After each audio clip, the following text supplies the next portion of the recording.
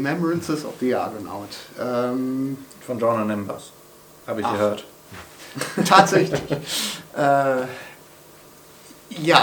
Wurde tatsächlich zu einem Konzeptalbum. Der Titel ist auch erst entstanden dadurch, dass es ein Konzeptalbum wurde. Wie sich das entwickelt hat, war eigentlich eher ein Zufallsprodukt. Wir hatten es irgendwann satt, unsere Songs hießen alle Song 1, Song 2, Song 3, Song 4 und irgendwann haben wir gesagt, die Kinder müssen Namen haben und da ist Pete dann hergegangen und hat sich einfach irgendwelche Namen für die Songs ausgedacht und ich habe mir diese Songnamen dann mal zur Brust genommen und habe mir die alle durchgeguckt und habe gesagt, Moment, wenn man die alle irgendwie in einer entsprechenden Reihenfolge kombiniert, dann wird das zu einer Story.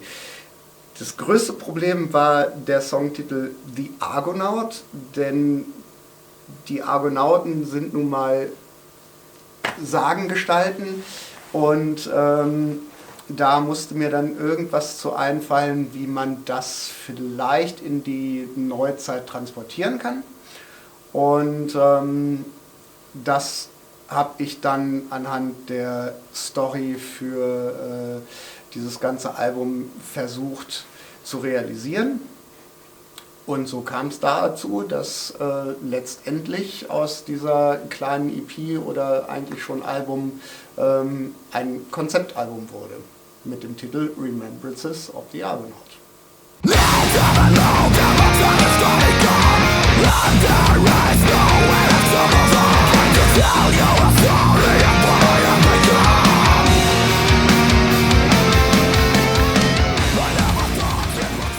Ja, die Story ein bisschen in die Moderne zu transportieren war schwierig. Die Argonauten, wer die Story kennt, weiß, worum es da geht. Ansonsten ist das aus der griechischen Mythologie entlehnt. Da geht es im Wesentlichen um den Helden namens Jason, der auf der Suche nach dem goldenen Vlies ist und angeheuert wird, dieses Vlies zu rauben, zu finden, irgendwie dem König beizuschaffen.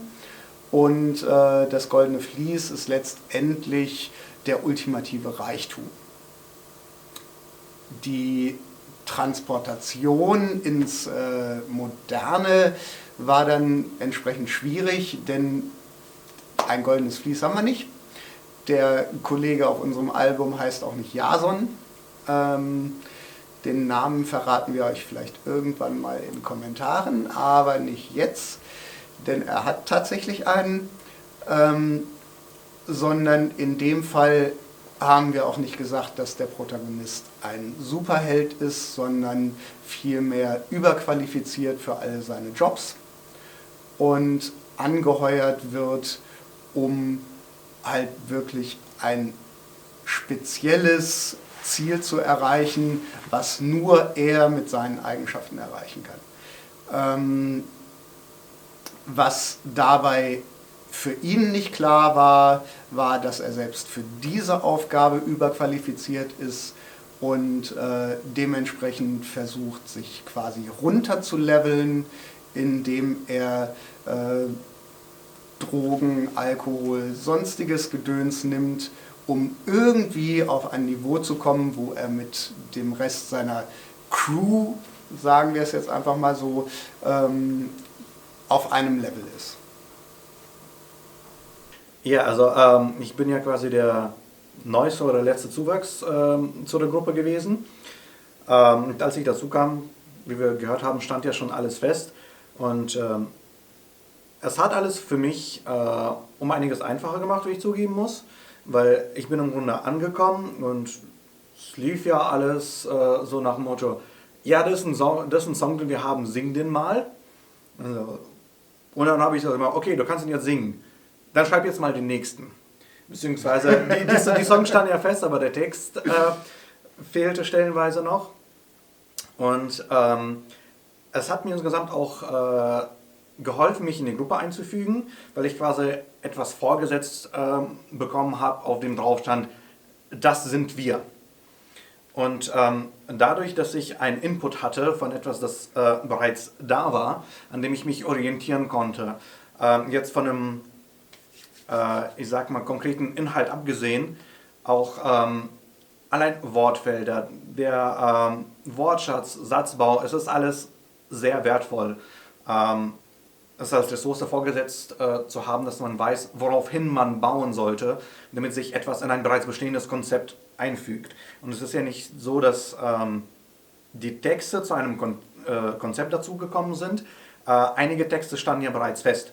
Und das war auch eine, wie ich fand, sehr interessante Zusammenarbeit mit unserem Heini, die Texte gegensätzlich zu schreiben, aber auch zu korrigieren. Wir kommen auch jetzt nur, glaube ich, beruflich gesehen, aus sehr unterschiedlichen Feldern. Und dementsprechend unterschiedlich sind die Ansichten über viele Dinge. Und auch wenn das Konzept da war, quasi fertig war, bevor ich überhaupt irgendwo im Bild stand, hat, glaube ich, trotzdem jeder, der sich das durchliest, ein sehr anderes Bild vor Augen.